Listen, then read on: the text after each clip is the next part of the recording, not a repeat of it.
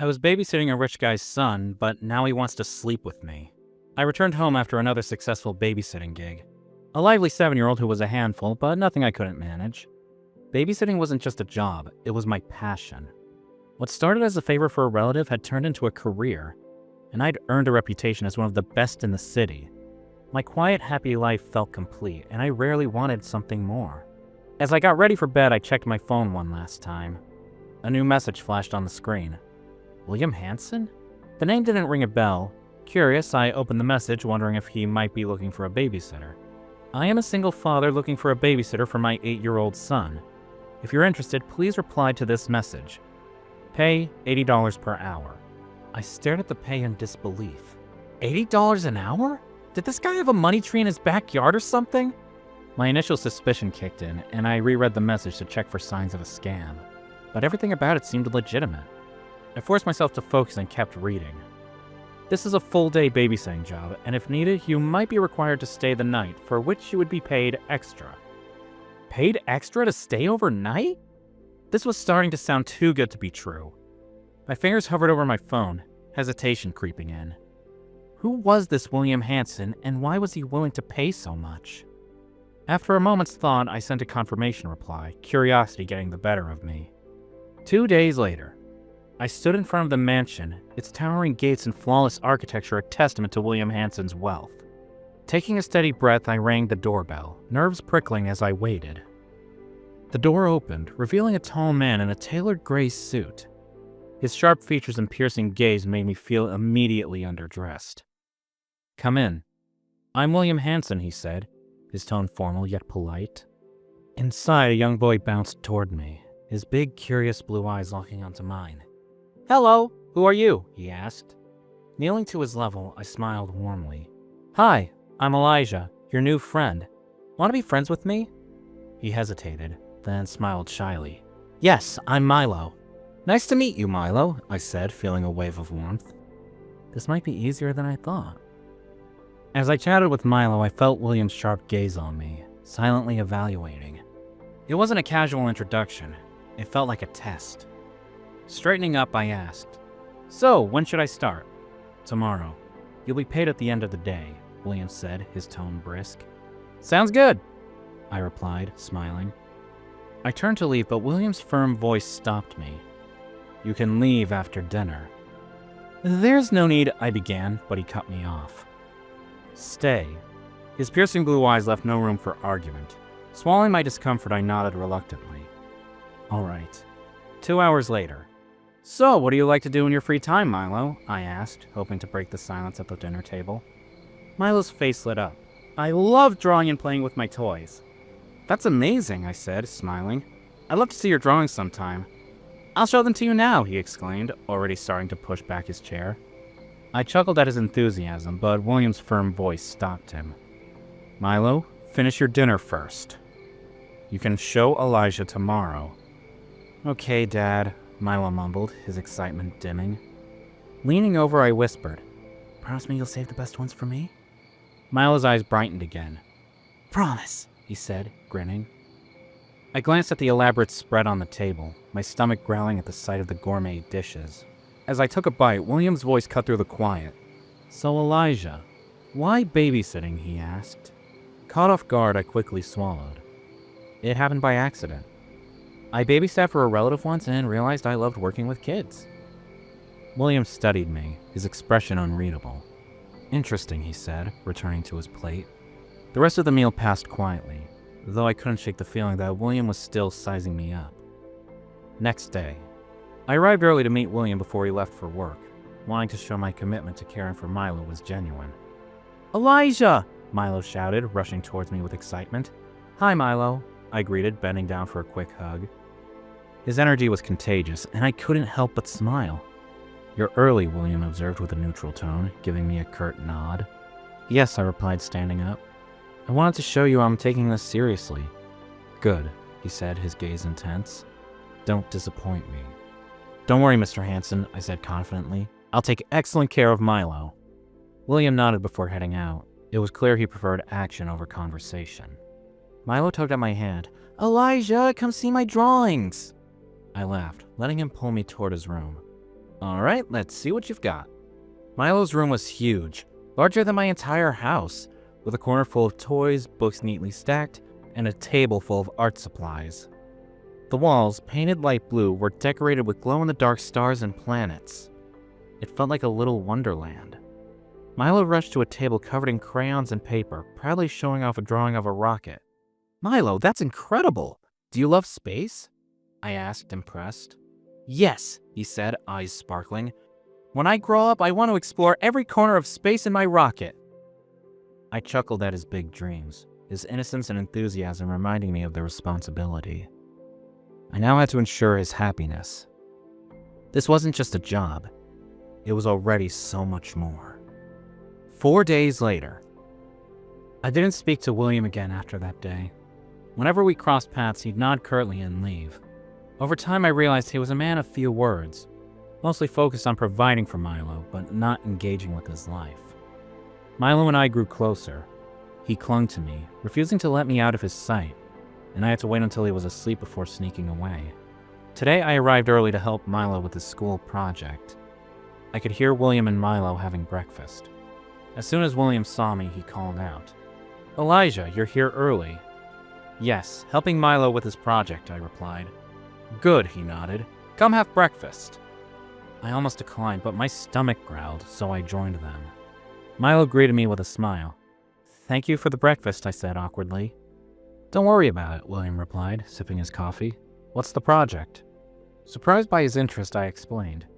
"We're making a solar system diorama." Milo added excitedly, "Elijah and I picked the colors for the planets." William barely acknowledged it. "Good.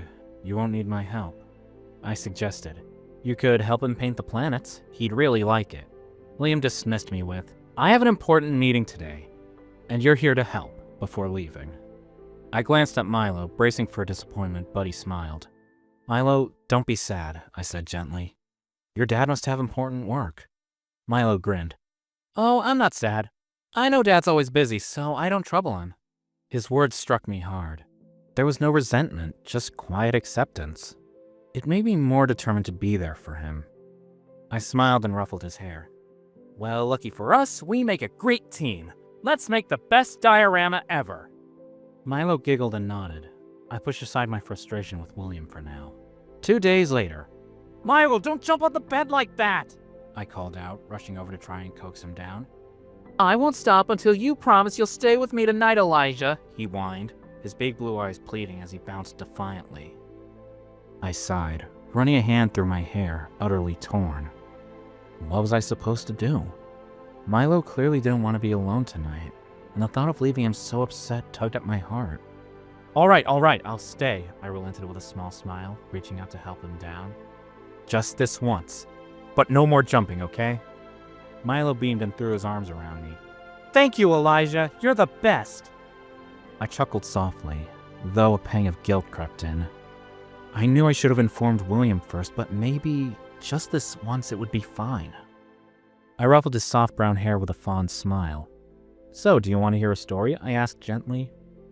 "Yes!" Milo's eyes lit up with excitement as he dashed to a stack of books. Moments later, he came clutching a fairy tale book to his chest. "I want to hear this story," he said eagerly, holding the book out to me as if it were a treasure. I chuckled, taking it from him and setting it onto the edge of his bed. "All right, let's see what adventures await us in here." Milo climbed up beside me, leaning in close as I opened the book. His enthusiasm was contagious, and I found myself smiling as I began to read aloud. 2 hours later, I moved quietly through the house, trying not to wake Milo. Hesitant, I debated whether to leave. William was usually home by dinner, but it was well past that now. Just as I considered leaving, the door opened. William's gaze locked onto me. "What are you still doing here?" he asked coldly. "I'm sorry," I stammered. "Milo insisted I stay. I was about to leave." "There's no need. It's past midnight. You can stay the night." Surprised, I thanked him, hiding my relief. A few minutes later, he returned with a bottle and 2 glasses. For a moment, I couldn't help but notice how different he looked. His shirt undone at the top, revealing a glimpse of his chest. Less composed and more striking. I quickly looked away, embarrassed. "Care for a drink?" he asked smoothly. I hesitated but nodded. "Sure." He poured the whiskey, then sat on the couch, motioning for me to join him. I nervously sipped the drink, the fiery liquid burning down my throat. "I hope you can handle a strong drink," he said with a smirk. "This is one of the most expensive whiskeys in existence, and my favorite." I took another sip, savoring it. "Another?" he asked, his eyes locked on mine. "Yes, William," I replied quietly. He smirked. "That's better." The air grew thick with tension as he studied me. "You intrigue me, Elijah," he said softly. "How?" I whispered. "You care," he murmured, leaning closer. My pulse quickened as I unconsciously moved toward him. "William," I breathed, our lips nearly touching. "Tell me to stop," he whispered. I couldn't. I didn't want to. His lips met mine, warm and intoxicating. The world tilted as the kiss deepened, and I trembled in his arms. "Stay," he whispered. My heart raced as I searched his eyes, seeing a man who, behind all the power and control, was just as uncertain and human as anyone else. 2 days later, I had been avoiding William since that night, convincing myself it was just a drunken kiss that shouldn't change anything. I didn't want things to get awkward, especially for Milo's sake. But lately, William seemed to notice me more, greeting me with lingering glances. I kept our interactions brief, even arriving late and leaving early to avoid him. Today, I froze when I heard voices in the dining hall. Milo's chatter was unmistakable, but William should have been at work. I peeked in, surprised to see him casually sitting at the table, talking with Milo. "Elijah, come in," William called, noticing me at the door. I stepped in, taken aback by his warm greeting. The cold man I knew was gone, replaced by someone smiling and friendly. "Won't you sit down for breakfast?" he asked. "Sure," I replied, still processing the shift in his demeanor. He poured me a cup of coffee. "I hope Milo isn't troubling you," he asked with a chuckle. "Of course not. He's a good kid," I said, trying to push aside my unease. "If you ever need help, you can come to me," William offered with sincerity in his voice. I nodded, but couldn't resist asking, "You didn't go to work today?" "No," he replied. "I want to spend time with Milo. And see you." His words hung in the air, soft and intimate, making me wonder if this change was more than a simple gesture of kindness. That same night. It was late by the time I finished helping Milo with his homework. Relieved that William hadn't returned yet, I turned to leave before running into him. But as I opened the door, I bumped into someone and stumbled into their arms. Looking up nervously, I found William staring down at me. "Are you all right?" he asked softly, concern in his voice. I nodded, quickly stepping back, awkward tension hanging between us. Despite my efforts to avoid him, here I was, face to face. "Come inside," he said sternly, though his tone held a hint of worry. I hesitated but followed, unsure of his intentions. "Why were you in such a rush? You could have gotten hurt," he scolded, running a hand through his hair. "I'm sorry," I mumbled, avoiding his gaze. "Elijah," he said more gently, gripping my shoulders. "I know you've been avoiding me. Why?" "I think you know," I replied quietly. "Don't tell me it's because of that night. Forget it. It was just a mistake." His words hit like a bow. Was that all it meant to him? A fleeting mistake? "Okay, I will," I said, forcing indifference as my heart ached. William sighed, his expression softening. "You didn't tell me about your financial troubles." "Financial troubles?" I asked, confused. "Yes," he said, steady but concerned. "Your bank told me about your loans and how you're struggling." My heart raced. How did he know this? Had he been spying on me? "You're right, but that's my concern and I can manage it," I replied firmly. "Well, you could have asked for help. Anyway, I have an offer for you." He paused for a moment, then continued, his voice tinged with hesitation. "I know this babysitting job isn't paying you enough. So, how about I pay you extra to sleep with me? Of course, it will be strictly for business purposes, so you won't have to get involved with me romantically." I felt like I'd been slapped.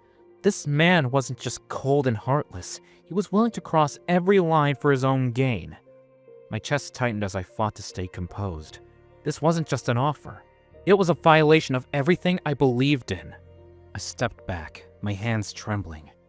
"I can't believe you're saying this," I whispered, disbelief thick in my voice. "You think this is okay? That I just accept it?" For a moment, William's expression faltered, but then his eyes turned cold. I'm offering you a solution, Elijah. A way to solve your problems. You're struggling, aren't you? Anger surged through me. No, I'm not a prostitute, and I won't let you treat me like one. I snapped, my voice sharp. Tears welled in my eyes as I added, I'm leaving, and I won't be back. I feel sorry for Milo, having a father like you. Elijah, please, he begged, his voice trembling. I didn't mean it like that. Don't go. But I wasn't about to let him manipulate me. As he reached for me, I shoved his hand away. Don't touch me, I hissed, turning to leave. I didn't need his pity or his money. No matter how tough things got, I wasn't that person. 1 week later, I never returned to William's house after that night. His money meant nothing to me, but I couldn't deny how much I missed Milo. His bright smile and endless questions left a void no other child could fill. William's calls and messages came often, pleading for me to return, but I ignored them. One quiet evening, a loud knock at my door startled me. Hesitating, I opened it cautiously to find William on my doorstep, his piercing blue eyes fixed on me. Elijah, please, he pleaded, desperation in his voice. Just hear me out and I'll leave. Is there anything left to say? I shot back coldly. Do it for Milo's sake, he begged. Milo? His name struck something deep inside me, a memory I'd tried to bury. After a pause, I relented. Fine. 5 minutes. William's voice trembled as he explained. I never made that offer with ill intentions. I just wanted to be close to you, because I'm in love with you. I stared at him, stunned. I don't believe you, I said bitterly. You could never love anyone, let alone me. Elijah, please, he pleaded, his voice carrying a raw earnestness I wasn't used to hearing. I mean it. I love you. I never intended to disrespect you with that awful offer. It was a terrible mistake, one I made because I wasn't thinking clearly. The truth is, I was in a toxic relationship before this. My ex was manipulative and selfish. Money was everything to him. Our entire relationship revolved around it. He only dated me for my wealth, not because he cared about me. That experience made me believe that's how relationships work. That's why I thought the only way to get close to you, to make you fall for me, was through money. But I know now how wrong I was. I never wanted to hurt you, Elijah, and I swear I'll make amends. I'll prove it to you. I studied him carefully, searching for even the slightest trace of deception, but all I found was sincerity in his eyes. It was almost hard to believe that even someone like William could be manipulated so deeply. Even if what you're saying is true, William, it doesn't excuse what you did. Do you even realize how messed up that is? Offering me money, thinking it would replace something real? It's not just insulting, it's... I hesitated, searching for the right word. It's heartbreaking. For both of us. He flinched, his shoulders sagging under the weight of my words. I know, he whispered, his gaze dropping to the floor. I know, Elijah, and I hate myself for it. But I'm willing to do whatever it takes to fix this. To fix us, if you'll let me. This isn't something you can just fix overnight, William. I don't think I can forgive you. My voice was firm, but inside, I felt torn. I'm not asking for your forgiveness, he said softly. Just come back. For Milo's sake. He's not doing well without you. The mention of Milo hit me like a punch to the gut. My heart sank, guilt twisting in my chest. I never wanted to hear that I had caused any harm to him, even unintentionally. Fine, I said after a long pause. I'll start coming from tomorrow, but only for Milo's sake. My tone was resolute, having no room for misunderstanding. Thank you, Elijah, William said, relief softening his features. I promise I'll stay out of your way. There was a faint smile on his lips, but I didn't linger on it. This wasn't about him. It was about Milo. Next day, I stepped into William's house, my heart heavy as I returned for the first time since our argument. Memories of that night lingered, making each step harder. My focus, however, was on Milo. He needed me. I found him in his room, silently working on a painting. The vibrant colors on the canvas lacked the spark that once defined his work. The cheerful boy I remembered was gone. "Milo," I said softly. He glanced at me briefly before turning away, his small frame tense with anger. "Why are you here?" he asked sharply. "Because I missed you," I admitted, my voice trembling. "It was impossible not to see your face every day. Please forgive me, Milo." "You'll just leave again," he pouted, though his voice wavered slightly. "I promise I won't. Cross my heart," I said, tracing an X on my chest. His resolve broke as he threw his arms around me. "I forgive you, Elijah. Just don't leave me again." "I won't," I whispered, holding him close. "Never again." Milo and I rebuilt our bond quickly. His pure heart made forgiveness easy. Watching him reminded me of the warmth I had missed and made me wonder if I could forgive William too, or at least give him a chance to redeem himself. I tried to speak with William, but he avoided me, keeping his promise to stay out of my way. It was as if he had vanished from the house entirely. 3 days later, I arrived early today, determined to talk to William. I found him preparing to leave for work, but the moment he saw me, he turned to go. "William, wait!" I called out. "Just hear me out." He hesitated, then turned back reluctantly. "What is it, Elijah? If you're worried about me bothering you, you don't have to be." "It's not that," I said, faltering. The words stuck in my throat, but I pushed through. "I don't think avoiding me is the right way, William. I know you had a toxic relationship in the past, but you need to get past that. If you really want me to forgive you, then you need to start changing. Not just for my sake, but for Milo's too." William's face tightened, a flicker of guilt crossing his features. "I know," he murmured, his voice barely above a whisper. "You're right. I've been a coward, hiding from you, from everything. But I'm trying, Elijah. It's just harder than I thought. I don't know how to do this. I never learned." "I understand, and I'm here for you," I said softly. "But you have to take the first step. Milo looks up to you. He doesn't need someone who runs away when things get tough. He needs someone who shows up, even when it's messy, especially when it's messy." William looked at me, his eyes glassy with emotion. "I know I've let him down, just like I let you down. But I swear, Elijah, I want to be better, for both of you." I studied him, searching for sincerity, and I found it.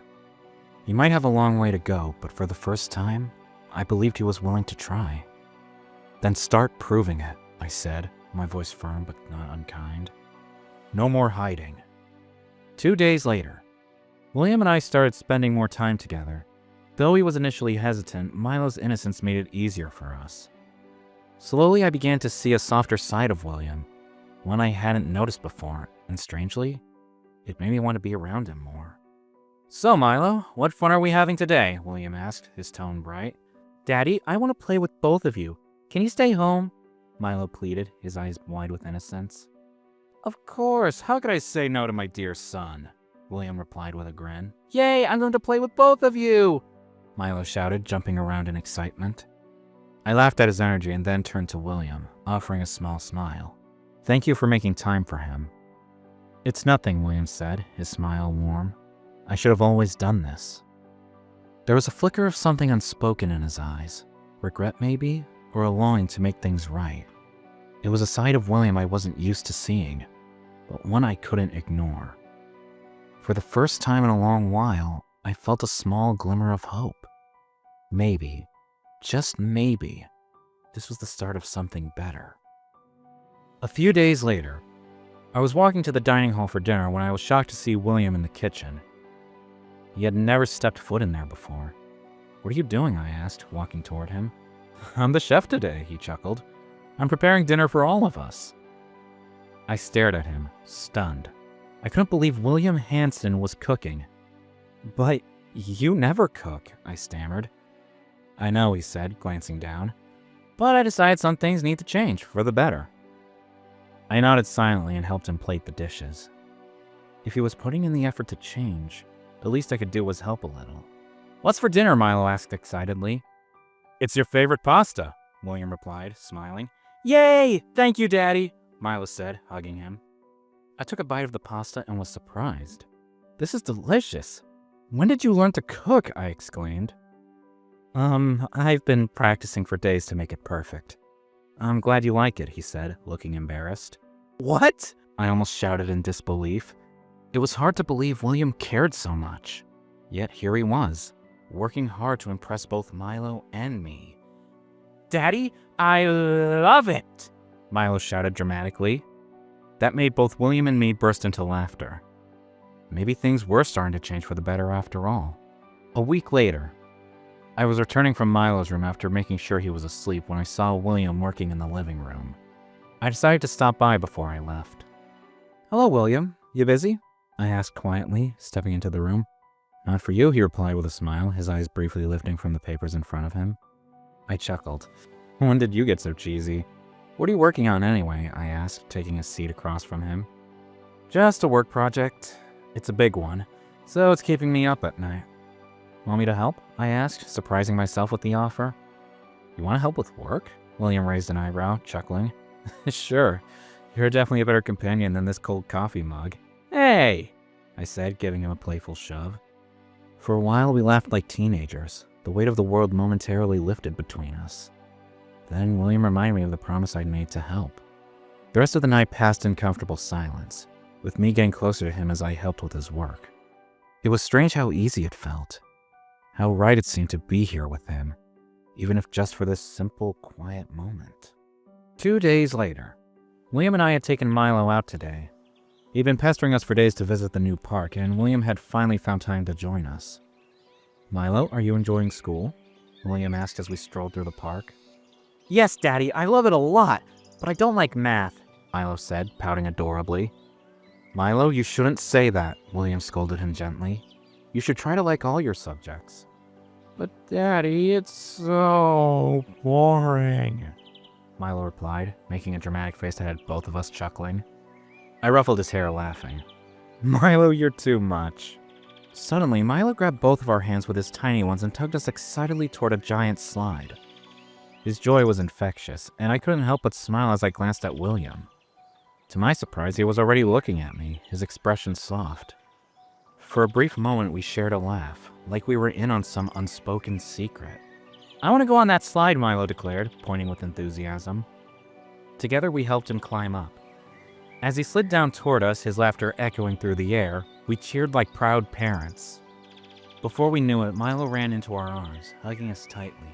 Daddy, Elijah, I love you both so much, he exclaimed. William and I exchanged a quick, knowing smile before answering in unison. We love you too, Milo. In that moment, everything felt right, like we were exactly where we were meant to be. 2 weeks later. In the past few weeks, William had been working hard to be a better person. Not only was he around more, but he also took an interest in Milo's life and spent quality time with both of us. Sometimes he'd surprise us with his cooking, or other times with thoughtful gifts. It was hard to stay upset with him now that he was trying so hard to redeem himself. In fact, I had already forgiven him in my heart. Today, William suggested a walk to celebrate his successful project. Though I hesitated at first, it turned out to be exactly what we needed. Congratulations, William, I said. Thanks, Elijah, but it's all thanks to you, he replied with a warm smile. Well, I'm glad I could help, but you deserve the credit, I said softly. We walked in silence, the sound of our steps mingling with the rustle of leaves. Suddenly, William stopped and faced me. Elijah, he said seriously, thank you. Not just for the project, but for giving me another chance. It means everything. I met his gaze, feeling my differences slip. You're trying, William, I said softly, and that's what matters most. I know your past has been tough, but not everyone is like your ex. I care about you and about Milo, and I truly believe you can heal. You don't have to carry that weight anymore. His expression softened, and he stepped closer. I want to believe that, Elijah. I know I'm not perfect. I know I've messed up, but I want to be better. For you, for Milo, for us. His sincerity left me speechless, so I just nodded, a faint smile on my lips. As we walked on, the path ahead seemed brighter, full of promise. A few days later, I stayed at William's house again that night. It had almost become a routine with Milo not wanting to see me leave. The place had started to feel like my second home. As I sat on the couch, lost in my thoughts, William joined me. "What are you thinking?" he asked. "Just how far we've come from all the arguments and tension," I replied. "Yeah, it feels like your family now," William grinned. My pulse quickened at his words. Did he really mean it? "William, what do you think Milo will think of us?" "Us? What do you mean?" he asked, confused. "I meant if we got together. If I wanted to be with you." His gaze softened. "Do you really want to? I thought I'd never hear this after the mistake I made." "I've already forgiven you. And I do want to be with you because I love you too," I said hesitantly. William hugged me tightly and grinned. "That's the best thing I've ever heard." "You made my day, Elijah," he laughed, carefree. "I can't wait to be with you too, William. But Milo," I left my words hanging. "Milo would feel very lucky to have another dad. And he already loves you so much. You don't have to worry about him," William reassured me. I nodded, feeling happy and ready to start a new chapter in my life with him and Milo. Suddenly, William dropped to one knee and pulled something from his pocket. "What are you doing?" I gasped in surprise, not believing my eyes. "Elijah Woods, will you marry me?" he asked, his face breaking into a silly grin. "Yes, yes, yes!" I exclaimed happily as William slid the ring onto my finger. After what felt like an eternity, our lips met once again, and we kissed deeply, unwilling to let go of each other. At that moment, with Milo and William by my side, I knew I had everything I had ever wanted. Life could not be more perfect. Conclusion. William and I were married a month later, taking our time to grow even closer during the wedding preparations. While I had envisioned a quiet, intimate ceremony, William was determined to make it special, and we eventually found a middle ground. Milo couldn't have been happier seeing us together. On our wedding day, he even wrote an emotional speech for me. It was something I never expected. Making a child this happy was beyond my wildest dreams.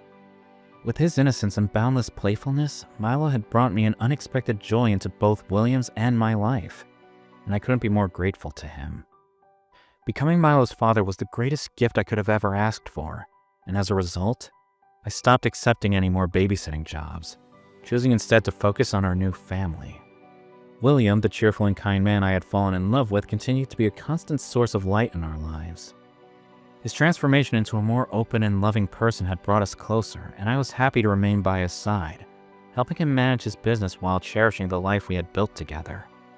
Every day felt like a new beginning, one filled with love, laughter, and the promise of a future where we'd always be there for each other. The end. Question: have you ever met a kid like Milo who changed your life? Thanks for watching. Consider subscribing to become a part of our Rainbow Force and stay wholesome!